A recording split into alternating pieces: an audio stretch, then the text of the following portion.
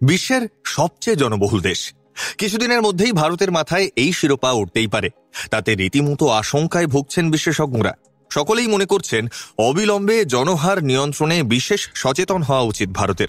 কিন্তু বাস্তবে তা হচ্ছে কই? হাজার চেষ্টা করেও প্রায় কিছুই করা সম্ভব হচ্ছে না। এদিকে এমন এক দেশও রয়েছে যেখানে 96 বছর ধরে কোনো শিশু জন্মায়নি। শুনতে অবাক লাগলেও সত্যি। কথা বলছি ভাটিকান সিটি সম্পর্কে। রোমান ক্যাথলিক চার্চের হেড অফিস বলাই যায় একে। এছাড়া বিশ্বের সবচেয়ে ছোট দেশও এটি। 1929 সালের ফেব্রুয়ারি মাসে দেশ হিসেবে আত্মপ্রকাশ করে ভাটিকান সিটি। আর সেই থেকে এখানে কোনো শিশুর জন্ম হয়নি। অবশ্য তার একটা বড় কারণ রয়েছে। এতদিনেও ওই দেশে কোনো হাসপাতাল তৈরি হয়নি, ছোটখাটো স্বাস্থ্যকেন্দ্র পর্যন্ত নেই। কাজেই প্রসবের মতো জটিল বিষয় পরিচালনা করার মতো কোনো পরিকাঠামো নেই ওই দেশের। তাহলে কেউ অসুস্থ হলে কি হয়? সঙ্গে সঙ্গে নিয়ে যাওয়া হয় অন্য শহরে, অনেকটা পাহাড় ঘেরা গ্রামের মতো পরিস্থিতি। তবে সেখানে হাসপাতাল তৈরি না হওয়ার বড় একটা কারণ ভৌগোলিক অসুবিধা। এখানে সে বালাই নেই, তা সত্ত্বেও কোনো হাসপাতাল তৈরি হয়নি।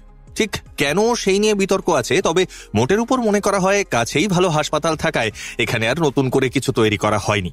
আসলে এই শহর রোমের প্রাণকেন্দ্রে অবস্থিত। প্রাচীনত্ব এবং ঐতিহাসিক গুরুত্বের কারণে এই শহর দেশের তকমা পেয়েছে। তবে নামেই দেশ, কারো কোনো সমস্যা হলেই ছুটতে হয় অন্য শহরে। যদিও শহরের বাসিন্দা নামমাত্র, সব মিলিয়ে 1000 জন, তাও অধিকাংশই স্থায়ী বাসিন্দা নন।